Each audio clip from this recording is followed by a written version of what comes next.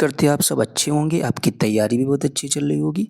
आज आपके लिए इतनी इम्पोर्टेंट क्लास होने वाली है, अगर आप इस क्लास को देखेंगे तो आप आसानी से अपने हिंदी के सब्जेक्ट में आसानी से आप जो है 30 में से 27 या 28 नंबर आसानी से आप प्राप्त कर सकते हैं।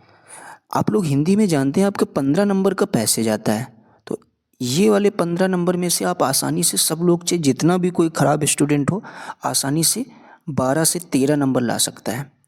और रही बात आपकी जो 15 नंबर में शिक्षा शास्त्र पूछा जाएगा, वो जितने भी आपकी क्लास में आज हम क्वेश्चन कराएंगे, इससे बाहर आपको क्वेश्चन तो नहीं मिलेगा। हो सकता है थोड़ी बहुत लैंग्वेज चेंज हो जाए, बाकी आपको क्वेश्चन यहीं से देखने को मिलेंगे।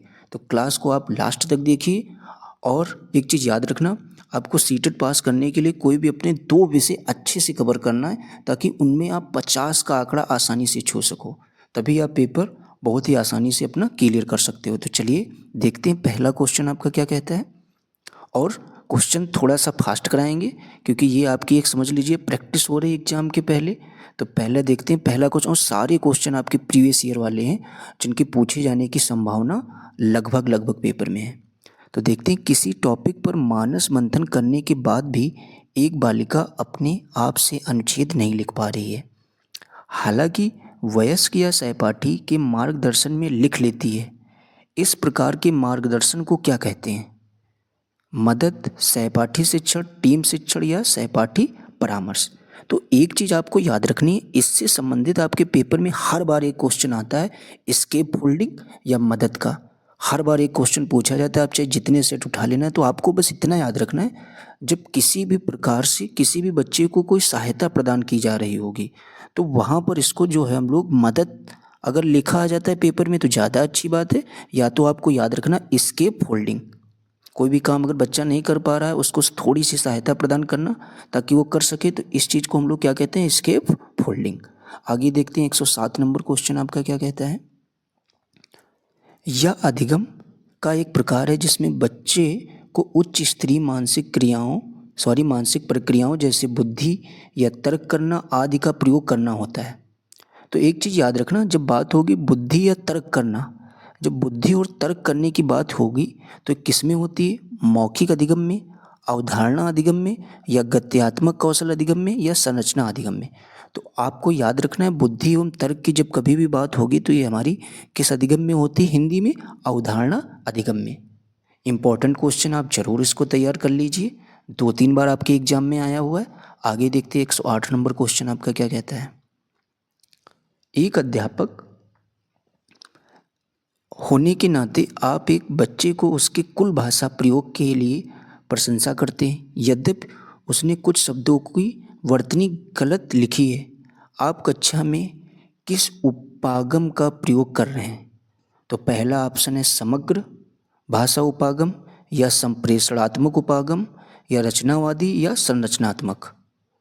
तो थोड़ा क्वेश्चन ध्यान से पढ़ना है। क्या कह रहा है? पूछा गया है एक अध्यापक होने के नाते आप एक बच्चे को उसके कुल भाषा प्रयोग के लिए तो प्रशंसा करते हैं, लेकिन उसने क्या है, कुछ शब्दों को गलत लिखा है। तब आप क्या करेंगे? ये जो आप उपागम कर रहे हैं, ये आप कर रहे हैं समग्र भाषा उपागम। ये क्वेश्चन कई बार पूछा गया, इसको भी आप याद रखना है। बच्चे की आप तारीफ प्रशंसा तो कर रहे हैं, लेकिन बच्चे ने की गलती, तो इस प्रकार का जब आप कोई प्रयोग कर रहे हैं कक्षा में, तो इसको क्या बोलेंगे? समग्र भाषा उपागम। आगे देखते हैं 109 नंबर क्वेश्चन आपका क्या कहता है। आप हिंदी भाषी अध्यापक हैं और आपकी नियुक्ति पंजाब के किसी प्राथमिक विद्यालय में होती है। चूँकि आप स्थानीय भाषा नहीं जानते हैं, तो आपको क्या करना चाहिए? कहने का मतलब, आप किसी राज्य से हैं, आपकी किसी राज्य में नियुक्ति हो जाती है, वहाँ की आप अगर स्थानीय भाषा नहीं जानते हैं तो आपको क्या करना चाहिए इस टाइम पर? तो सबसे पहला ऑप्शन देखते हैं आपका क्या पूछा गया है। किसी हिंदी भाषी क्षेत्र में स्थानांतरण के लिए आवेदन कर देना चाहिए। जी बिल्कुल नहीं, आपको बचकर किसी भी चीज़ से नहीं भागना है। आगे देखते हैं, बच्चों की भाषा को एक संसाधन के रूप में इस्तेमाल करना चाहिए और शिक्षण आरंभ करना चाहिए। सबसे सही तो ऑप्शन आपका यही लग रहा है, लेकिन बाकी भी देखते हैं। अंग्रेजी में संप्रेषण करना चाहिए। जी बिल्कुल नहीं, आप बच्चों को अंग्रेजी समझ में नहीं आएगी तो आपके संप्रेषण करने से फ़ायदा ही क्या है। समुदाय को हिंदी सीखने के लिए प्रेरित करना चाहिए। जी बिल्कुल नहीं। तो आपका सबसे बेस्ट ऑप्शन हो जाएगा बच्चों की भाषा को एक संसाधन के रूप में इस्तेमाल करना चाहिए और शिक्षण क्या करना चाहिए, आरंभ कर देना चाहिए। आगे देखते हैं 110 नंबर क्वेश्चन आप क्या क्या कहते हैं। किसी पाठ्य सामग्री से विशिष्ट सूचना निकालने के उद्देश्य से गहन पूर्वक या गहराई से उस पाठ्य सामग्री को पढ़ने का कौशल बोध, पढ़ने का कौशल खालिस्तान बोध क्या होगा हमारा, तो वैश्विक, स्थानीय या निष्कर्षात्मक या मूल्यांकन परख। तो एक चीज़ आपको याद रखना है, कोई विशिष्ट सूचना निकालने के उद्देश्य से गहन पूर्वक या गहराई से उस पाठ्य सामग्री को पढ़ने का जो कौशल हमारा होता है वो कहलाएगा निष्कर्षात्मक। ठीक है, तो निष्कर्षात्मक बोध ये आपका बिल्कुल सही हो जाएगा। तो 110 का ऑप्शन नंबर सी आपका सही हो जाएगा। ठीक है, आगे देखते हैं 111 नंबर क्वेश्चन आप क्या क्या कहता है। मोस्ट इंपॉर्टेंट है, निदानात्मक परीक्षण से आपका क्वेश्चन एक आते ही आता है। तो समझते हैं निदानात्मक परीक्षण क्या है। योगात्मक आकलन के लिए योजना एवं प्रश्न बनाना, जी बिल्कुल नहीं। अगर आपसे पूछा जाए भाषा अधिगम में निदानात्मक परीक्षण का उद्देश्य क्या है, तो पहला ऑप्शन है योगात्मक आकलन के लिए योजना एवं प्रशंसा बनाना, जी बिल्कुल नहीं। अभिभावक शिक्षक बैठक में अभिभावकों को सूचित करना और ध्यान देने के लिए कहना, जी बिल्कुल ऐसा भी नहीं इसका उद्देश्य होता है। बच्चों की समझ में रह गए अंतरों को जानना और उसका फिर क्या करना है, उपचारात्मक उसके लिए कदम उठाना। तो ये आपका सबसे सही ऑप्शन हो जाएगा। निदानात्मक परीक्षण का उद्देश्य यही होता है कि बच्चों की समझ में रह गए अंतरों को जानना, फिर क्या करना है, उसका उपचार करना है। आगे देखते हैं 112 नंबर क्वेश्चन आपका क्या कहता है। निम्नलिखित में से कौन सा कथन पाठ्य पुस्तक के बारे में सही है। तो देखते हैं कौन सा कथन पाठ्य पुस्तक के बारे में सही। पाठ्य पुस्तक अध्यापक और विद्यार्थी के लिए एकमात्र, जी बिल्कुल नहीं। एकमात्र आपका निगेटिव टैग वर्ड है, तो ये तो आपका ऑप्शन यहीं से गलत हो जाएगा। बी देखते हैं, पाठ्यचर्या में उल्लेखित उद्देश्यों को प्राप्त करने में मदद करती है। पाठ्य पुस्तक जी बिल्कुल मदद तो करती है, लेकिन बाकी भी ऑप्शन देखते हैं। या सत्र के लिए शैक्षिक गतिविधियों की योजना है, जी बिल्कुल नहीं। पाठ्य पुस्तक का स्थान कोई दूसरा नहीं ले सकता, ऐसा भी सच नहीं है। तो आपका 112 का जो सबसे बेस्ट ऑप्शन हो जाएगा वो हो जाएगा आपका बी वाला, बिल्कुल सही हो जाएगा। आगे देखते हैं 113 नंबर क्वेश्चन आपका क्या कहता है। निम्नलिखित में से कौन सा कक्षाई अभ्यास विद्यार्थियों में मौखिक भाषा के विकास में मदद करेगा। तो देखते हैं कौन मदद करेगा। अध्यापक के साथ पाठ्य सामग्री का समवेत पठन, जी बिल्कुल नहीं। कविता को कंठस्थ, जहाँ पर कंठस्थ करने की बात आएगी आपका हमेशा निगेटिव टैग वर्ड होगा। इस तरीके के ऑप्शन को हमेशा आपको काट देना है अगर आपसे पॉजिटिव क्वेश्चन पूछा गया है। रोल प्ले, सबसे बेस्ट चीज़ आपके लिए यही होगी मौखिक भाषा के विकास के लिए। क्या करना, बच्चों को किस में भाग लेने के लिए बोलना, रोल प्ले में भाग लेना। तो आपका 113 का सही ऑप्शन कौन सा हो जाएगा, सी वाला। आगे देखते हैं 114 नंबर क्वेश्चन आपका क्या कहता है। जब हम यह कहते हैं कि भाषा यादृच्छिक है तो इसका तात्पर्य क्या है। यादृच्छिक से आपके पेपर में हर बार एक क्वेश्चन आता है। हमने बोला है आपके लिए एक एक क्वेश्चन सेलेक्टेड लिया गया है जो आपके एग्जाम में आने की संभावना 100 में 99% है। तो चलिए देखते हैं, जब हम यह कहते हैं कि भाषा यादृच्छिक है तो इसका तात्पर्य क्या है, समझते हैं। इसका तात्पर्य क्या होता है, भाषा के शब्द और उनके अर्थों के बीच अंतर्निहित संबंध है, जी बिल्कुल संबंध होता है। भाषा अगर यादृच्छिक है पूछा गया है तो भाषा के शब्दों और उनके अर्थों के बीच अंतर्निहित संबंध है। लेकिन आगे भी ऑप्शन देखेंगे, शब्दों और उनके अर्थों के बीच संबंध किसी ठोस कारण पर आधारित है, ना कि बस यूं ही। ये बात आपकी सही नहीं है। तो इस हिसाब से देखा जाए बाकी ऑप्शन क्यों पढ़ने में आपको समय खराब करना, जब आपको ऑप्शन आपका सटीक मिल गया है। तो याद रखना है, जब भाषा यादृच्छिक की बात होगी तो याद रखना है भाषा के शब्दों और उनके अर्थों के बीच अंतर्निहित संबंध है। तो आपका 114 का सबसे बेस्ट ऑप्शन हो जाएगा ए वाला। आगे देखते हैं 115 नंबर क्वेश्चन आपका क्या कहता है। व्याकरण पढ़ाने का निगमनात्मक उपागम अनुशंसा करता है कि हमें सबसे पहले, देखिए जब बात होगी निगमनात्मक तो निगमनात्मक को आपको याद रखना है, निगमनात्मक से नियम, निगमनात्मक से क्या याद रखना है, नियम से किधर जाना है हम लोगों को, नियम से आपको जाना है उदाहरण की ओर। आप याद रखेंगे निगमनात्मक मतलब नियम से उदाहरण की ओर। अगर यहीं पर आपसे पूछ देता आगमन, देखिए आगमन में क्या हो जाएगा, आगमन में हो जाता है आपका उदाहरण से नियम की ओर। तो ये बात आपको याद रखनी है। जैसे ही तो देखते हैं कौन उदाहरण प्रस्तुत करना चाहिए, जी बिल्कुल नहीं। नियम प्रस्तुत करना चाहिए, जी बिल्कुल। जब कभी बात होगी निगमनात्मक उपागम की तो याद रखना नियम प्रस्तुत करना चाहिए। तो आपका सही ऑप्शन हो जाएगा 115 का बी वाला। आगे देखते हैं 116 खाली स्थान दे रखा है, तथ्यों से कई आगे जाकर अनुमान लगाने का तरीका है। तो व्याख्या करना तथ्यों से आगे अनुमान लगाने का तरीका, जी बिल्कुल नहीं। विश्लेषण करना भी नहीं होगा, ना तो निष्कर्ष निकालना। आगे क्या देखते हैं, पाठ्य सामग्री का विस्तार तथ्यों से कई आगे जाकर अनुमान लगाने का एक तरीका है। ये बात आपकी सही है, आपको बस इतना याद रखना, एक्स्ट्रापोलेशन। एक्स्ट्रापोलेशन मतलब ज़्यादा। तो अनुमान आप तभी लगाएंगे जब चीज़ों को आप ज़्यादा जान सकेंगे। ठीक है, तो इस हिसाब से आपका 116 का राइट ऑप्शन आपका हो जाएगा डी वाला, यानी एक्स्ट्रापोलेशन। आपको अंग्रेजी में याद रखना है, पाठ्य सामग्री का विस्तार। आगे देखते हैं 117 नंबर क्वेश्चन आपका क्या कहता है। एक भाषा अध्यापक को चाहिए कि वह शिक्षार्थियों को स्वच्छंद लेखन के लिए प्रोत्साहित करे, क्योंकि स्वच्छंद लेखन का शिक्षार्थियों के लिए लाभ है। तो क्या लाभ होता है स्वच्छंद लेखन का, देखते हैं। पहला हमारा ऑप्शन क्या कहता है, यह शिक्षार्थियों को प्रवाह के साथ रचनात्मक तरीके से लिखने के लिए प्रोत्साहित करता है। जी बिल्कुल, आपका ये तो ऑप्शन सही, लेकिन बाकी भी देख लेते, हो सकता है कोई इससे बेस्ट हो। शिक्षा शास्त्र में बस आपको यही याद रखना है, जो सबसे बेस्ट ऑप्शन होगा आपको उसी को वरीयता देनी है। शिक्षार्थी लिखने या न लिखने के लिए स्वतंत्र है, जी बिल्कुल नहीं, ये बात सही है। शिक्षार्थी यह महसूस नहीं करते कि उन्हें कुछ अधिक या एकदम सटीक की बात ही नहीं करना आपको। शिक्षार्थी अपनी प्रथम भाषा के लिखित स्वरूप के गुणधर्म समावेशित कर सकते हैं, जी बिल्कुल नहीं। तो आपका 117 का बेस्ट ऑप्शन कौन सा हो जाएगा, फर्स्ट वाला। यह शिक्षार्थियों को प्रवाह के साथ रचनात्मक तरीके से लिखने के लिए प्रोत्साहित करता है। आगे देखते हैं 118 नंबर क्वेश्चन आपका क्या कहता है। आप कक्षा 5 के अध्यापक हैं, अपने विद्यार्थियों को पाठ्य सामग्री अच्छी तरह से पढ़ने के लिए कहा है। उसके बाद आप संदर्भ और प्रसंग को ध्यान में रखते हुए प्रश्नों के उत्तर देने के लिए कहते हैं। इस प्रक्रिया के द्वारा आप विद्यार्थियों को किस तरह के पठन के लिए प्रोत्साहित कर रहे हैं। तो किस तरह के पठन के लिए प्रोत्साहित कर रहे हैं, देखते हैं। विस्तृत पठन, या बारीकी से पठन, या सरसरी तौर पे पठन, या गहन पठन। इन चारों में से आपका एक क्वेश्चन जरूर बनेगा, और ख़ास करके आपका यही क्वेश्चन ज़्यादा बनता है, किससे संबंधित, गहन पठन से। तो एक चीज़ याद रखना है, जो पूछा गया है, आपने विद्यार्थियों को पाठ सामग्री अच्छी तरह से, जब आप बोलेंगे अच्छी तरह से पढ़ने के लिए कहा है, उसके बाद में आपसे बोला गया संदर्भ और प्रसंग को ध्यान में रखते हुए प्रश्नों के उत्तर भी देना है। प्रश्नों के उत्तर आप तभी दे पाएंगे जब किसी चीज़ का गहन अध्ययन करेंगे। तो आपको याद रखना है, गहन पठन ये हमारा हो जाएगा।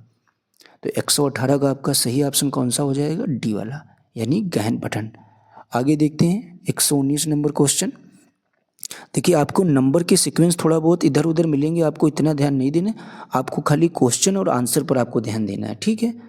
भाषा अर्जन केवल तभी घटित होता है जब क्या होता है, बच्चों को व्याकरण के नियम बिल्कुल नहीं बच्चों को सिखाना है प्राथमिक स्तर पर।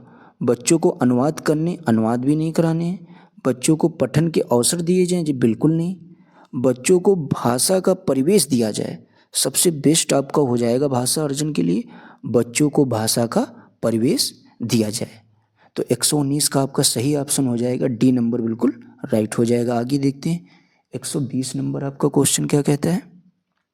ये भी मोस्ट इम्पॉर्टेंट है, आपके मातृभाषा से संबंधित एक ना एक क्वेश्चन जरूर आपको मिलेगा हिंदी में देखने के लिए। और एक चीज़ याद रखना मातृभाषा के विषय में, आपको मातृभाषा बच्चे की जो है उसको हमेशा आपको अपने स्कूल में उसको वरीयता देनी है। उसकी मातृभाषा को कभी भी आपको इग्नोर नहीं करना है। आगे देखते हैं, कक्षा में पूछा गया है मातृभाषा को स्थान न देना किस विधि की विशेषता है, प्राकृतिक, द्विभाषिक, श्रव्य भाषिक, या प्रत्यक्ष या डायरेक्ट। तो कक्षा में मातृभाषा को स्थान न देना किस विधि की विशेषता हो जाएगी, तो प्राकृतिक, द्विभाषिक, श्रव्य, ये जो हमारी हो जाएगी मातृभाषा को स्थान न देना। ऐसा हमारा डायरेक्ट विधि यानी प्रत्यक्ष विधि में जो है हमारी मातृभाषा को स्थान नहीं दिया जाता है।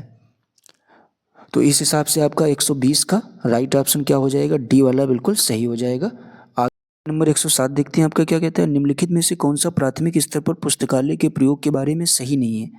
तो क्या पुस्तकालय के प्रयोग के बारे में सही नहीं। देखते हैं, पुस्तकालय एक भंडार गृह के रूप में नहीं देखा जाना चाहिए, बल्कि किस रूप में देखा जाना चाहिए? शिक्षार्थियों को बाल साहित्य की विविध प्रकार की विधाओं को देखने के मौके मिलने चाहिए। जी बिल्कुल, ये बात सही है आपकी। पुस्तकों के साथ संलग्नता के सक्रिय परिवेश के रूप में देखा जाना चाहिए, ये भी बात आपकी सही है। अध्यापक और दूसरे वयस्क भी पुस्तकालयों में आदर्श पठन व्यवहार प्रदर्शित कर सकते हैं, ये भी बात आपकी सही है। आपसे निगेटिव पूछा गया है, तो लास्ट वाला आपका कहता है पुस्तकालय में पाठ्य पुस्तकों को स्वाश्रय पठन सर्वाधिक उपयुक्त रूप से हो सकता है, ये बात आपकी सही नहीं है।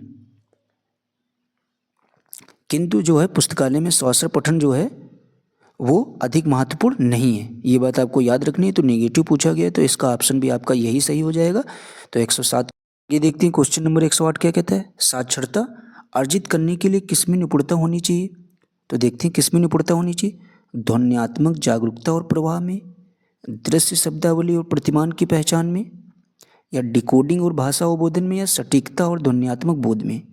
तो आपको याद रखना है, अगर साक्षरता अर्जित करना है तो साक्षरता अर्जित करने के लिए आपको किस में निपुण होना चाहिए? डिकोडिंग और भाषा अवबोधन में। बाकी ऑप्शन आपके इतने महत्वपूर्ण नहीं है। तो आपका 108 का राइट ऑप्शन क्या हो जाएगा? सी वाला बिल्कुल सही हो जाएगा। साक्षरता अर्जित करने के लिए डिकोडिंग और भाषा अवबोधन में निपुणता होनी चाहिए। आपको याद रखना है, क्वेश्चन आपके पेपर में आ सकता है। आगे देखते हैं 109 नंबर क्वेश्चन आपका क्या कहता है? निम्नलिखित में से कौन सा व्याकरण शिक्षण को प्रभावशाली तरीके से पढ़ाने के बारे में सही नहीं है? नहीं वाले क्वेश्चन आपको पेपर में बहुत ही ध्यान से पढ़ना है। वास्तविक संप्रेषण प्रस्तुत करना, वास्तविक अगर आप कोई चीज़ कर रहे हैं तो आपकी पॉजिटिव हो जाएगी, तो फर्स्ट ऑप्शन आपका यहीं से सही हो जाएगा। व्याकरण के प्रासंगिक नियम प्रस्तुत करना, ये भी बात आपकी सही है। संप्रेषण के अभ्यास के अवसर देना भी आपका सही है। व्याकरण को उसके नियम कंठस्थ, जैसे ही आपने देखा कंठस्थ टैग वर्ड, तुरंत आपके दिमाग में आएगा ये कि निगेटिव टैग वर्ड है, आपसे निगेटिव आंसर पूछा गया है, तो आप तुरंत क्या आंसर बताएंगे? 109 का ऑप्शन नंबर आपका डी बिल्कुल राइट हो जाएगा। आगे देखते हैं, क्वेश्चन नंबर 110 आपका क्या कहता है? निम्नलिखित में से कौन सा साक्षरता शिक्षण उपागम अक्षरों और ध्वनि के बीच संबंध पर बल देता है? तो कौन बल देता है? देखते हैं। समग्र भाषा पद्धति, व्याकरण अनुवाद, स्थितिपरक उपागम, या ध्वनि विज्ञान निर्देश। आपसे पूछा गया है कौन सा साक्षरता शिक्षण उपागम अक्षरों और ध्वनि के बीच। जैसे ही आपसे पूछा जाएगा अक्षरों और ध्वनि के बीच, तो आपको याद रखना है ध्वनि विज्ञान निर्देश। तो आपका सही ऑप्शन इसमें से कौन सा हो जाएगा? 110 का डी। यही जो है अक्षरों और ध्वनि के मध्य के संबंधों पर बल देता है। कौन सा? आपका ध्वनि विज्ञान निर्देश। आगे देखते हैं, क्वेश्चन नंबर 111 आपका क्या कहता है? कक्षा 3 की अध्यापिका ने अपने शिक्षार्थियों से कहा कि वे अपने सहपाठियों से सकना शब्द के प्रयोग की योग्यता से संबंधित 5 प्रश्न पूछें, जैसा कि क्या तुम तैर सकते हो? गतिविधि का यह प्रकार किस लिए है? तो यह प्रकार किस लिए है? एक चीज़ याद रखना, सकना शब्द का वाक्य प्रयोग के लिए शिक्षार्थियों को निर्देशित करना और उनके मौखिक प्रवाह अभ्यास की योग्यता की जांच करना इसका मुख्य उद्देश्य होता है। ठीक है, तो आपको याद रखना है इसका सही ऑप्शन आपका क्या हो जाएगा? किस लिए, या जो गतिविधि है किस प्रकार की गतिविधि है या किस लिए है? तो ये जो है मौखिक प्रवाह अभ्यास के लिए याद रखना है आपको। तो 111 का आपका राइट ऑप्शन क्या हो जाएगा? ए वाला बिल्कुल सही हो जाएगा। ये इंपॉर्टेंट क्वेश्चन है, आप जरूर इसको 1-2 बार देख लेना। अगर कक्षा 3 की अध्यापिका ने अपने शिक्षार्थियों से कहा है कि वे अपने सहपाठियों से सकना शब्द के प्रयोग की योग्यता से संबंधित 5 प्रश्न पूछें, तो इससे जो है जब 5 प्रश्न पूछेंगे इस तरीके से उनका क्या होगा? मौखिक प्रवाह अभ्यास होगा इस गतिविधि के माध्यम से। आगे देखते हैं, क्वेश्चन नंबर 112 आपका क्या कहता है? कक्षा 3 की अध्यापिका ने अपनी कक्षा में पठन कोना सृजित करना चाहती है। बच्चों के लिए पुस्तकों का चयन करते समय निम्नलिखित में से किस प्रश्न का सबसे अधिक महत्वपूर्ण मानना चाहिए? तो देखते हैं किस प्रश्न को सबसे अधिक महत्वपूर्ण आप मानेंगे।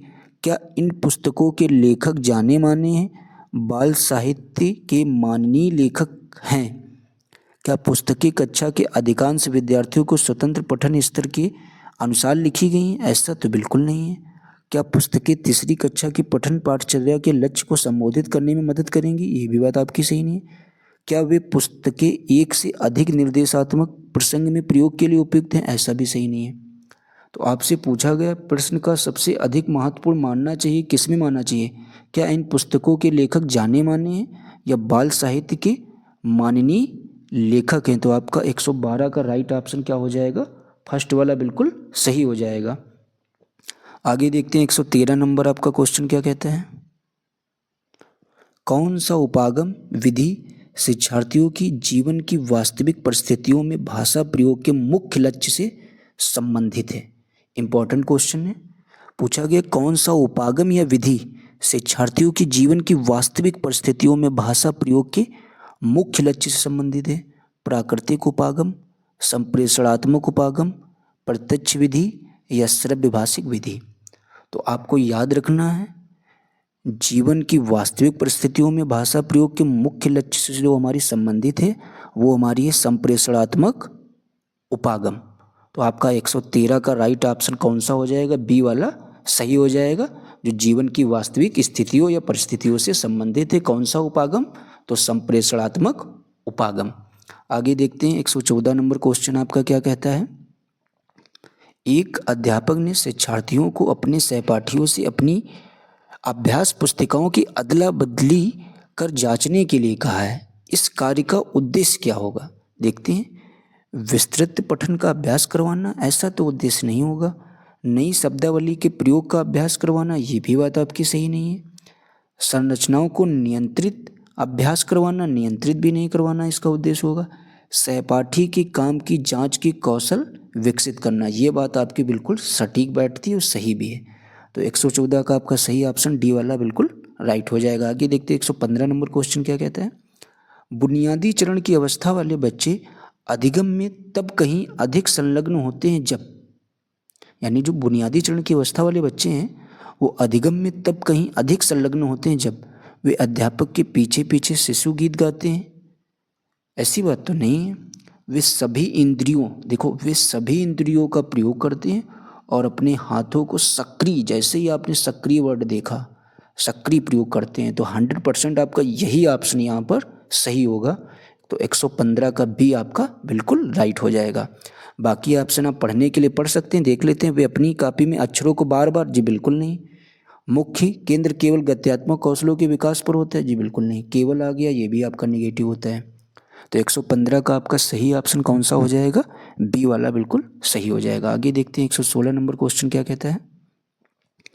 कक्षा 5 की एक विद्यार्थी कहती है, मैं अपना काम अध्यापक को देने से पहले सटीकता के लिए अंतिम रूप से भी जांचती हूँ। यह विद्यार्थी लेखन के किस चरण में है?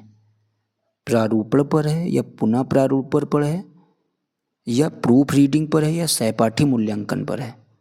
तो किस में है? तो आपको याद रखना है जब कभी भी आपसे बात की जाए अपना काम अध्यापक को देने से पहले सटीकता के लिए अंतिम रूप में भी जांचती है, तो ये जो हमारा किस रूप में ही हो जाएगा? ये हमारा प्रूफ रीडिंग के रूप में। प्रूफ रीडिंग में एक बार क्या होता है, जांचने के बाद फिर से कोई चीज़ उसको करना, तो इसी को क्या बोलेंगे? Proof reading. जब आप अंतिम रूप से किसी फाइल को या किसी चीज़ को सबमिट करते हैं, उसको जो है फिर एक बार उसको अच्छे से जांचें, तो इसको क्या हम लोग बोलेंगे? Proof reading. ठीक है, आगे देखते हैं। क्वेश्चन नंबर आपका 117 क्या कहता है। कौन सा उपागम या विधि बच्चों की भाषा की कक्षा में उनकी अपनी सहजात भाषा, यानी मातृभाषा को सहजात भाषा बोलते, का प्रयोग करने के लिए प्रोत्साहित नहीं करता है?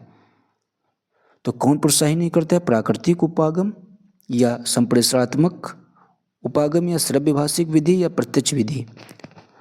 एक चीज़ याद रखना है, मातृभाषा का प्रयोग करने के प्रोत्साहित कौन नहीं करता है? तो आपको याद रखना है जो अभी हमने क्वेश्चन आपको ऊपर बताया था, जो हमारी डायरेक्ट विधि होती है प्रत्यक्ष विधि, ये जो है मातृभाषा के प्रयोग करने के लिए प्रोत्साहित नहीं करती है। तो आपका 117 का कौन सा सही ऑप्शन हो जाएगा? सी वाला बिल्कुल राइट हो जाएगा। आगे देखते हो 118 नंबर क्वेश्चन आपका क्या कहता है। एक अध्यापिका कक्षा 2 के विद्यार्थियों के लिए विविध प्रकार की शिक्षण अधिगम सामग्री जुटाना चाह रही है। निम्नलिखित में से कौन सा मानदंड टीएलएम के चयन के लिए सही नहीं है? आपसे नेगेटिव पूछा गया है, तो कौन सा सही नहीं है? तो चलिए देखते हैं। सारे ऑप्शन आपको पढ़ने होंगे तभी आप ढूंढ पाएंगे कौन सा सही है कौन सा गलत है। चयनित सामग्री इस आयु के बच्चों के प्रयोग के लिए आकर्षक और सुरक्षित होनी चाहिए जी, ये बात बिल्कुल सही है। चयनित सामग्री ऐसी हो जो बच्चों की जिज्ञासा के साथ खोजबीन और प्रयोग करने के पर्याप्त अवसर, जहाँ पर भी बच्चों को अवसर मिले, वो बात आपकी सही है। चयनित सामग्री अधिमानतः स्थानीय रूप से निर्मित या स्थानीय रूप से उपलब्ध हो, जिससे आसानी से बदला जा सके, ये भी बात आपकी सही है। चयनित सामग्री केवल, देखिए केवल आपके आ गया, निगेटिव टैग वर्ड है, बच्चों द्वारा बनाई गई होनी चाहिए, ये बात आपकी तुरंत गलत हो जाएगी। आपसे गलत क्वेश्चन पूछा गया, आपको गलत ही आंसर देना है। तो 118 का राइट ऑप्शन आपका क्या हो जाएगा, डी वाला। आगे देखते हैं 119 नंबर क्वेश्चन आपका क्या कहता है। राष्ट्रीय पाठचर्या रूपरेखा द्वारा रेखांकित दक्षताओं को प्राप्त करने में प्रत्येक बच्चे की प्रतिभा भागिता को समर्थन देने वाला समावेशी, क्या लिखा हुआ है, समावेशी, स्वागती एवं आनंददायी परिवेश सर्वाधिक उपयुक्त तरीके से कैसे सृजित किया जा सकता है। देखते हैं किस तरीके से सृजित किया जा सकता है। ये किसकी बात हो रही है, राष्ट्रीय पाठचर्या रूपरेखा 2005 के विषय में बात हो रही है। तो देखते हैं कौन सा ऑप्शन आपका सही हो जाएगा, यानी आनंददायी परिवेश के लिए सर्वाधिक उपयुक्त तरीका आपका कौन सा होगा। तपती हुई धूप में बाह्य गतिविधियों को ना करके और आंतरिक गतिविधियों का आयोजन करके, ये बात आपकी सही नहीं है। मुख्यतः शिक्षार्थियों के अच्छे स्वास्थ्य और खुशहाली पर ध्यान केंद्रित करके, ऐसा भी सही नहीं है। विकास के विभिन्न आयामों के से बच्चों के कार्य का प्रदर्शन करके, रंगीन आकर्षक परिवेश के लिए कक्ष की सजावट करके। एक चीज़ याद रखना है, सबसे जो आपका इसमें बेस्ट ऑप्शन हो जाएगा वो आपका सी वाला हो जाएगा, विकास के विभिन्न आयामों से बच्चों के कार्य का प्रदर्शन करके। तो 119 का आप सही कौन सा हो जाएगा, सी वाला बिल्कुल राइट हो जाएगा। आगे देखते हैं 120 नंबर क्वेश्चन आपका क्या कहता है। निम्नलिखित में से कौन सा सिद्धांत बुनियादी चरण की पाठ्य पुस्तक की अभिकल्पना का नहीं है, निगेटिव पूछा गया है। तो देखते हैं कौन सा नहीं है। पाठचर्या का सिद्धांत ये तो है आपका, प्रस्तुतिकरण का सिद्धांत ये भी है, तकनीकी सिद्धांत ये भी है। इसमें जो आपका सही ऑप्शन हो जाएगा वो मूर्त सिद्धांत जो है, ये बुनियादी चरण की पाठ्य पुस्तक अभिकल्पना का सिद्धांत नहीं है। इम्पॉर्टेंट क्वेश्चन है। देखते क्वेश्चन नंबर 107। अभी आप लोग बोलेंगे कि अभी 120 था, 107 कहाँ से आ गया। तो आप लोगों को क्वेश्चन के सीक्वेंस पर ध्यान नहीं देना है। हम वही क्वेश्चन ढूंढ कर लाए हैं जो आपके पेपर के पॉइंट ऑफ व्यू से इम्पॉर्टेंट हैं, तो इसीलिए क्वेश्चन इधर उधर हो गए। तो नंबर पर आपको बिल्कुल भी नहीं जाना, आपको क्वेश्चन देखना है और उसके आंसर को समझना है। एक भाषा शिक्षिका कक्षा 4 के विद्यार्थियों को एक अनुच्छेद लिखने के लिए कहती है। जब वे लिख लेते हैं तो प्रत्येक बच्चे के अनुच्छेद लेखन में व्याकरणिक त्रुटियों पर लाल घेरा बनाकर उन्हें सही करती है। शिक्षिका की रणनीति, तो यह रणनीति किस प्रकार की रणनीति है देखते हैं। लेखन कौशल के विकास में सहायक है, जी बिल्कुल सहायक नहीं है। भाषा अधिगम के लिए अनुपयुक्त है, ये भी बात आपकी गलत है। बाल मनोविज्ञान के अनुकूल है, जी बिल्कुल अनुकूल नहीं है। लेखन कौशल के विकास के लिए उपयुक्त है, क्योंकि जब आप बच्चों की गलती या त्रुटियों पर उनके घेरा बना देंगे फिर उनको सही करेंगे, तो ये जो है लेखन कौशल के विकास के लिए हमारी उपयुक्त रणनीति है। तो 107 का आपका सही ऑप्शन डी बिल्कुल राइट हो जाएगा। आगे देखते हैं। चामुस्की के अनुसार मानव मस्तिष्क में स्थित नियमों का समूह क्या कहलाता है। व्याकरण की पेटी, सार्वभौमिक व्याकरण, एकीकृत व्याकरण या नियम पुस्तिका। तो आप लोगों ये बात अच्छे से जानते होंगे कि जैसे ही बात होगी चामुस्की के अनुसार और फिर होगी बात मानव मस्तिष्क में स्थित नियमों का समूह जो कहलाता है वो सार्वभौमिक व्याकरण कहलाता है। 108 का आपका राइट ऑप्शन बी वाला बिल्कुल। तो 9 नंबर देखते हैं क्वेश्चन क्या कहता है। निम्नलिखित में से कौन सा कथन पठन कौशल विकसित करने की तकनीक है। कक्षा में पठन कोना पठन कौशल के विकास में सहायक है, जी बिल्कुल सहायक है। बच्चों को जोड़े में बैठाकर उन्हें अपनी पसंद तथा नापसंद के बारे में चर्चा करने के लिए कहना, ये बात आपकी सही नहीं है पठन कौशल विकसित करने के लिए। तो इस हिसाब से आपका ए सही हो जाएगा लेकिन बी गलत हो जाएगा। तो देखते हैं किसमें ए सही बी गलत। तो आपका बी वाला राइट ऑप्शन बिल्कुल हो जाएगा। कक्षा में पठन कोना तो है, ये पठन कौशल के विकास में सहायक है, लेकिन ये नहीं कि आप बच्चों को जोड़े में बैठाकर उनकी पसंद और नापसंद के बारे में चर्चा करें। तो ये जो है पठन कौशल के विकसित करने की तकनीक नहीं है। आगे देखते हैं 110 नंबर क्वेश्चन आपका क्या कहता है। भाषा अधिगम में कहानी सुनाना। तो भाषा अधिगम में कहानी सुनाना खाली स्थान एक प्रभावकारी माध्यम है। नैतिक शिक्षा प्रदान करने के लिए? जी बिल्कुल नहीं। श्रवण कौशलों को विकसित करने के लिए। भाषा अधिगम में अगर आप बच्चों को कहानी सुना रहे हैं तो ये किस के लिए सबसे प्रभावकारी माध्यम होगा? श्रवण कौशलों को विकसित करने के लिए। तो इस हिसाब से आपका राइट ऑप्शन हो जाएगा 110 का बी वाला बिल्कुल सही हो जाएगा, ना कि लेखन कौशल को विकसित करने के लिए। कहानी सुना रहे हो तो आप उनके श्रवण कौशल को तो ही विकसित करोगे, ठीक है, ना कि खाली समय में बच्चों को व्यस्त रखने के लिए। ऐसा भी बात, ये भी बात यानी सही नहीं है। तो इस हिसाब से आपका 110 का बी ऑप्शन बिल्कुल राइट हो जाएगा। आगे देखते हैं क्वेश्चन नंबर 111 आपका क्या कहता है। प्रक्रिया आधारित लेखन उपागम में खाली स्थान सोपान के दौरान पाठक तथा लेखने के उद्देश्यों को चिन्हित किया जाता है। तो किस लिए चिन्हित किया जाता है देखते हैं। दोहराने के लिए या पूर्व लेखन के लिए या संपादन के लिए या प्रारूपण के लिए। तो आप लोगों को याद रखना है, प्रक्रिया आधारित अगर बात हो रही है लेखन उपागम में, सोपान के दौरान पाठक तथा लिखने के उद्देश्य को चिन्हित करने के लिए जो हमारा है, इसके लिए आपका सबसे सही ऑप्शन हो जाएगा इसमें प्रारूपण। प्रारूपण जो है, प्रारूपण सोपान के दौरान पाठक तथा लिखने के उद्देश्य को चिन्हित किया जाता है। ये बात आपकी बिल्कुल सही हो जाएगी प्रक्रिया आधारित लेखन उपागम में। आगे देखते हैं 112 नंबर क्वेश्चन क्या कहता है। निम्नलिखित में से कौन सा भाषा अर्जन के व्यवहारवादी सिद्धांत से संबंधित नहीं है? नहीं पूछा गया है, तो देखते हैं कौन सा संबंधित नहीं है। सक्रिय अनुकूलन तो संबंधित है, प्रयास तथा त्रुटि भी संबंधित है, सामाजिक अंतःक्रिया भी संबंधित है, लेकिन खाली बर्तन ये जो है आपका व्यवहारवादी सिद्धांत से संबंधित नहीं है। तो इस हिसाब 112 का राइट ऑप्शन हो जाएगा आपका बी। आगे देखते हैं 113 नंबर क्वेश्चन। जब एक व्यक्ति समाचार पत्र में नौकरी के लिए कोई विज्ञापन पढ़ता है तो वह क्या करेगा? पाठ वस्तु को बारीकी से पढ़ रहा है, पाठ वस्तु की व्याख्या कर रहा है, पाठ वस्तु को सरसरी दृष्टि से पढ़ रहा है, टिप्पणी लिख रहा है। एक चीज़ याद रखना, जब आप एक व्यक्ति जो है समाचार पत्र में नौकरी के लिए अगर कोई विज्ञापन पढ़ता है तो उसका जो है पठन है बहुत ही बारीकी से करता है, ताकि कहीं गलती से उसकी गलत नौकरी ना लग जाए। तो आपको याद रखना है इसका जो सही ऑप्शन होगा वो पाठ वस्तु को जो है वो बारीकी से पढ़ रहा है, ठीक है। तो आपका 113 का ए ऑप्शन बिल्कुल राइट हो जाएगा। आगे देखते हैं 114 नंबर क्वेश्चन आपका। संज्ञानात्मक सिद्धांत समर्थन करता है कि भाषा क्या है? कि भाषा जो है व्यक्ति की स्वाभाविक जन्मजात क्षमता है? जी बिल्कुल नहीं। पुरस्कार तथा दंड के द्वारा सीखी जाती है? ऐसा भी नहीं है। समाज में अंतःक्रिया के द्वारा सीखी जाती है? जी बिल्कुल नहीं। जब बात हो रही भाषा विकास का, संज्ञानात्मक सिद्धांत जो है किस बात का समर्थन करता है? कि भाषा जो है वो बच्चे के बोलना शुरू करने से पहले संकल्पना की समझ पर निर्भर करती है। ये आपका मोस्ट इम्पॉर्टेंट क्वेश्चन है, इसको आप जरूर तैयार कर लीजिए। ये बात किसके समर्थन में हो रही? संज्ञानात्मक सिद्धांत के समर्थन के विषय में भाषा का ऐसा मानना है कि बच्चे के बोलना शुरू करने से पहले संकल्पना की समझ पर निर्भर करती है। आगे देखते हैं 115 नंबर क्वेश्चन आपका क्या कहता है।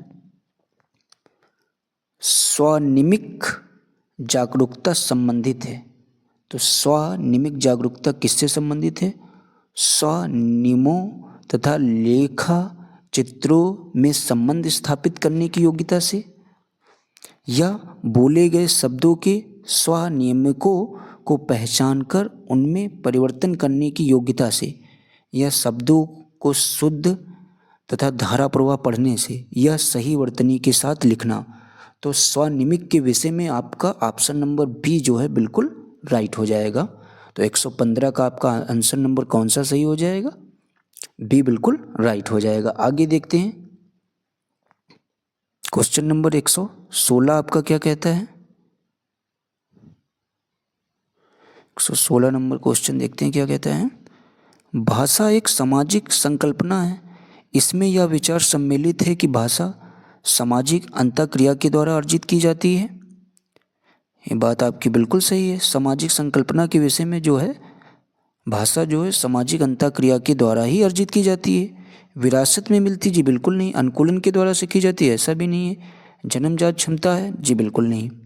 तो भाषा एक सामाजिक संकल्पना है। इसमें यह विचार सम्मिलित है कि भाषा जो है वो सामाजिक अंतःक्रिया के द्वारा अर्जित की जाती है। आगे देखते हैं क्वेश्चन नंबर 117 आपका क्या कहता है। निम्नलिखित में से कौन सा प्रारंभिक साक्षरता से संबंधित नहीं है। तो क्या संबंधित नहीं है प्रारंभिक साक्षरता से? इस बात की समझ की मुद्रित सामग्री अर्थ देती है। आरंभिक स्वानिमिक जागरूकता संबंधित नहीं, आपसे निगेटिव पूछा गया है, तो ये बातें आपकी दोनों सही हैं। प्रारंभिक साक्षरता से संबंधित हैं। आधारभूत वर्णों का ज्ञान, ये भी बात आपकी बिल्कुल सही हो जाएगी। टिप्पणी लिखना, ये बात आपकी बिल्कुल सही नहीं है। प्रारंभिक साक्षरता से संबंधित नहीं है कि टिप्पणी लिखना। तो 117 का आपका राइट ऑप्शन डी हो जाएगा। आगे देखते हैं 118। एक अच्छे खाली स्थान में सभी वाक्य मिलकर मुख्य विचार को अर्थ देते हैं। अनुच्छेद, प्रारूप, व्याख्या, संपादन। तो एक चीज याद रखना है, एक अच्छे प्रारूप में या अनुच्छेद में या व्याख्या में या संपादन में, आगे बोला सभी वाक्य मिलकर मुख्य विचार का अर्थ देते हैं। तो ऐसा जो है ये अनुच्छेद में होता है। सभी जो है एक अच्छे अनुच्छेद में सभी वाक्य मिलजुल कर जो है एक मुख्य विचार को अर्थ देते हैं। ये बात आपकी बिल्कुल सही हो जाएगी। तो इसका जो है राइट ऑप्शन आपका क्या हो जाएगा? अनुच्छेद। एक अच्छे अनुच्छेद में सभी वाक्य मिलकर मुख्य विचार का अर्थ देते हैं। तो 118 का आपका राइट ऑप्शन ए बिल्कुल सही हो जाएगा। आगे देखते हैं क्वेश्चन आपसे क्या कहता है। अचानक से शब्दों को सीखना तब घटित होता है जब बच्चे खाली स्थान के माध्यम से शब्द संपदा सीखते हैं। किसके माध्यम से? पुस्तक के सौसर वाचन से, या पृथक रूप से शब्द सिखाने की तकनीक पढ़ाने से, या पठन सामग्री की समझ के लिए उन विशेष शब्दों को पढ़ाना जो पठन सामग्री में आए हैं। यही बात आपकी बिल्कुल सही हो जाएगी। शब्द संपदा सीखते हैं किस माध्यम से? पठन सामग्री की समझ के लिए उन विशेष शब्दों को पढ़ाना जो पठन सामग्री में आए हैं। आगे देखते हैं 120 नंबर आपका क्वेश्चन क्या कहता है। निम्नलिखित में से कौन सा एक भाषा अधिगम के संबंध में सही है? भाषा अधिगम केवल, जी बिल्कुल नहीं। भाषा अधिगम की गति मुद्रित एवं लिखित समृद्ध परिवेश में बढ़ जाती है, ये बात आपकी सही है। लेकिन आगे भी देखते हैं। विज्ञान तथा गणित सीखने के लिए भाषा अधिगम की आवश्यकता नहीं, जी बिल्कुल बात गलत है आपकी। भाषा अधिगम अचेतन होता है, ये भी बात आपकी सही नहीं है। तो आपकी जो सबसे सही बात हो जाएगी वो भाषा अधिगम की गति मुद्रित एवं लिखित समृद्ध परिवेश। जैसे ही आप देख लेना परिवेश की बात हो रही है तो ये आपका पॉजिटिव टैग वर्ड होता है, तो आपसे क्वेश्चन पॉजिटिव पूछा गया है, तो इस हिसाब से आपका 120 का बी ऑप्शन बिल्कुल राइट हो जाएगा कि भाषा अधिगम की गति मुद्रित एवं लिखित समृद्ध परिवेश में बढ़ जाती है। आगे देखते हैं 106 नंबर क्वेश्चन क्या कहता है। निम्नलिखित में से कौन सा एक प्रभावकारी पठन रणनीति है? कौन सी प्रभावकारी पठन रणनीति है देखते हैं। मोस्ट इंपॉर्टेंट क्वेश्चन है, इसको जरूर आप लोग अच्छे से तैयार कर लेना।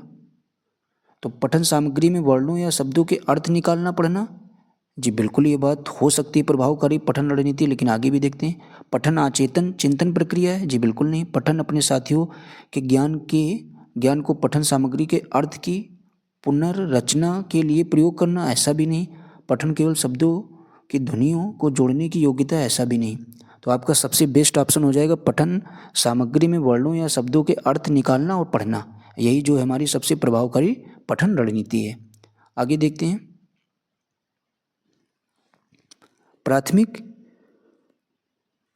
प्राथमिक स्तर पर पढ़ना सीखने की शुरुआत करने के लिए आप किस सामग्री को सर्वाधिक महत्व देंगे? शुद्ध उच्चारण, अक्षर ज्ञान, वर्णमाला, रोचक कहानी। तो एक चीज़ याद रखना है, जब आप प्राथमिक स्तर पर हैं तो जो है बच्चों को ना तो शुद्ध उच्चारण पर ज़्यादा ध्यान देना है, ना तो उनके अक्षर ज्ञान पर ज़्यादा ध्यान देना है, ना तो वर्णमाला की तो अभी बात भी नहीं करनी। तो आपको जो है सबसे ज़्यादा अगर किसी सामग्री पर सर्वाधिक महत्व देना है तो वह है रोचक कहानियों पर। तो आपका 106 का राइट ऑप्शन कौन सा हो जाएगा? बी वाला बिल्कुल सही हो जाएगा। ठीक है, आगे देखते हैं। 107 नंबर क्वेश्चन क्या कहता है? सलमा पहली कक्षा में पढ़ती वह किताब शब्द को कतब लिखती है। सलमा का लिखने का यह तरीका खाली स्थान को दर्शाता है। किसको दर्शाता है? नियंत्रित लेखन, अज्ञानता, लापरवाही या स्वावर्तनी। तो क्या हो जाएगा? 107 का जो है आपका बिल्कुल जो सही ऑप्शन आपका हो जाएगा, ना तो नियंत्रित लेखन होगा, ये बात भी आपकी सही, लापरवाही भी नहीं कर रही है, अज्ञानता भी नहीं है, अज्ञानता भी नहीं है। तो इस हिसाब से आपका जो सही ऑप्शन हो जाएगा वह स्वावर्तनी हो जाएगा। तो 107 का आपका राइट ऑप्शन डी वाला बिल्कुल सही हो जाएगा। आगे देखते हैं। 108 नंबर क्वेश्चन आपका क्या कहता है? सामाजिक अंतःक्रिया से भाषा सीखने का समर्थन कौन करते हैं? वाइगोत्स्की, चॉम्स्की, स्किनर या पियाजे। तो आपको याद रखना है, जब बात हो रही है सामाजिक अंतःक्रिया की तो कौन बात करते हैं? हमारे वाइगोत्स्की साहब। तो आपका 108 का राइट ऑप्शन कौन सा हो जाएगा? ए वाला बिल्कुल सही हो जाएगा। सामाजिक अंतःक्रिया से भाषा सीखने का समर्थन हमारा कौन करते हैं? वाइगोत्स्की ने किया था। तो 108 का आपका राइट ऑप्शन ए वाला बिल्कुल सही हो जाएगा। आगे देखते हैं। द्विभाषिकता और खालिस्तान उपलब्धियों का गहरा सकारात्मक संबंध पाया जाता है। किससे पाया जाएगा गहरा सकारात्मक संबंध? साहित्यिक से, वैज्ञानिक से या व्यवसायिक से या विदत्त। तो याद रखना है, जो द्विभाषिकता और उपलब्धियों का गहरा सकारात्मक संबंध किसमें पाया जाता है? तो आपका इसमें राइट ऑप्शन हो जाएगा विदत्त। ठीक है, तो आपका 109 का सही ऑप्शन क्या हो जाएगा? डी वाला। ठीक है, आगे देखते हैं। क्वेश्चन नंबर 110 क्या कहता है? प्राथमिक स्तर पर पढ़ाते समय आप हिंदी भाषा संबंधी किस पक्ष पर सर्वाधिक बल देंगे? अगर आप प्राथमिक स्तर पर हैं, अगर आप बच्चों को पढ़ा रहे हैं तो हिंदी भाषा संबंधी किस पक्ष पर सर्वाधिक बल देंगे? भाषा ज्ञान, भाषा प्रयोग, व्याकरण ज्ञान या व्याकरणिक नियम। तो नियम पर तो आपको ध्यान देना ही नहीं है। देखते हैं किस पर ध्यान देंगे। भाषा ज्ञान पर भी ध्यान नहीं देना है, व्याकरण के ज्ञान पर भी ध्यान है, भाषा प्रयोग पर आपको जो है सर्वाधिक बल देना होगा। तो आपका 110 का राइट ऑप्शन हो जाएगा बी वाला बिल्कुल सही। आगे देखते हैं। 111 नंबर क्वेश्चन आपसे क्या कहता है? मौखिक भाषा का आकलन खाली स्थान पर सर्वाधिक बल देता है। तो किस पर सर्वाधिक बल देता है? देखते हैं। धारा प्रवाह की तीव्रता, जी बिल्कुल नहीं, इस पर सर्वाधिक बल देता है मौखिक भाषा। संस्कृत निष्ठ शब्दों का प्रयोग, ऐसा भी नहीं है। उच्चारणगत शुद्धता, जी बिल्कुल नहीं। विचारों की क्रमबद्धता, सबसे बेस्ट ऑप्शन यही आपका होगा। मौखिक भाषा का आकलन विचारों की क्रमबद्धता पर सर्वाधिक बल देता है। इंपॉर्टेंट क्वेश्चन है, जरूर तैयार कर लेना। 111 का आपका राइट ऑप्शन डी वाला बिल्कुल सही हो जाएगा। आगे देखते हैं। 112 नंबर क्वेश्चन आपसे क्या कहता है? हम भाषा के माध्यम से खाली स्थान भी करते हैं। तो क्या क्या करते हैं? तो एक चीज़ याद रखना है, हम भाषा के माध्यम से सबसे पहले क्या करते हैं? सोचते हैं, और फिर क्या करेंगे? महसूस भी करते हैं। तो इस हिसाब से आपका 112 का राइट ऑप्शन क्या हो जाएगा? बी वाला बिल्कुल सही हो जाएगा। आगे देखते हैं। 113 नंबर क्वेश्चन आपका क्या कहता है? हिंदी भाषा सीखने सिखाने का दायरा इतना बड़ा होना चाहिए कि खाली स्थान से उसका नाता ना टूटे। किससे उसका नाता ना टूटे? देखते हैं। भाषा की परिभाषा से, जी बिल्कुल नहीं। व्याकरण रटने से, ऐसा भी नहीं। व्याकरण सीखने से नहीं, भाषा प्रयोग से उसका नाता ना टूटे। आपका 113 का डी ऑप्शन बिल्कुल राइट हो जाएगा। आगे देखते हैं। 114 नंबर क्वेश्चन आपका क्या कहता है? प्राथमिक स्तर पर भाषा सीखने सिखाने में बाल साहित्य मदद करता है, क्योंकि किस लिए बाल साहित्य मदद करता है? देखते हैं। वह भाषा की रंगतें प्रस्तुत करता है। वह बच्चों के लिए है, ऐसा तो नहीं। वह सरल होता है, ऐसा भी नहीं। वह रंगीन चित्रों वाला होता है, ऐसा भी नहीं। जो प्राथमिक स्तर पर है, भाषा सीखने सिखाने में बाल साहित्य जो मदद करता है, वह किस में करेगा? क्योंकि वह भाषा की रंगतें प्रस्तुत करता है, इसीलिए।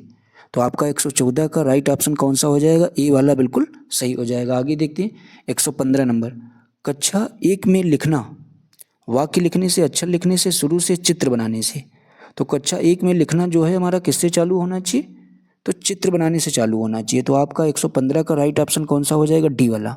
ठीक है, क्योंकि जो है चित्र जब आप बनाएंगे बच्चा इसमें जो है रुचि लेता है, और इस मत का समर्थन, रुचि लेने का समर्थन चित्र के द्वारा शिक्षा प्राप्त हो बच्चों को, इसका समर्थन किसने किया था? तो ये भी बात आपको पता होनी चाहिए, महात्मा गांधी जी ने। ठीक है, तो 115 का राइट ऑप्शन कौन सा हो जाएगा? डी वाला बिल्कुल। कक्षा 1 में लिखना चित्र बनाने से प्रारंभ होता है। आगे देखते हैं 116 नंबर क्वेश्चन आपका क्या कहता है? भाषा कौशलों के बारे में आप किस विचार से सहमत हैं? देखते हैं किस विचार से आप लोग सहमत होंगे। ये एक दूसरे को प्रभावित नहीं करते हैं, ऐसा तो नहीं है। ये सभी एक साथ नहीं सीखे जा सकते, ये भी बात सही नहीं। ये एक निश्चित क्रम में सीखे जाते हैं, ऐसा भी नहीं है। ये एक दूसरे से अंतः संबंधित होते हैं, ये बात आपकी बिल्कुल सही है। आपके एग्जाम में 2 से 3 बार ऐसा क्वेश्चन आया है, तो इसको आप जरूर तैयार कर लेना। क्वेश्चन नंबर 118 क्या कहता है? स्किनर के अनुसार भाषा सीखना एक अत्यंत जटिल प्रक्रिया है। जी बिल्कुल नहीं। भाषा अनुकरण के द्वारा सीखी जाती है। जी बिल्कुल, ऐसा स्किनर साहब ने कहा था। स्किनर के अनुसार जो है भाषा किसके द्वारा सीखी जाती है? अनुकरण के द्वारा। ये बात आपकी बिल्कुल सही हो जाएगी। तो 118 का आपका राइट ऑप्शन कौन सा हो जाएगा? बी वाला बिल्कुल सही हो जाएगा। आगे देखते हैं 119 नंबर क्वेश्चन आपका क्या कहता है? प्राथमिक स्तर की पाठ्य पुस्तक में दिए गए प्रश्न को ध्यान से पढ़िए। अगर तुम पापा की जगह होती तो ठेला कहाँ लगाती? ऐसा तुमने क्यों तय किया? यह प्रश्न किससे जुड़ा है?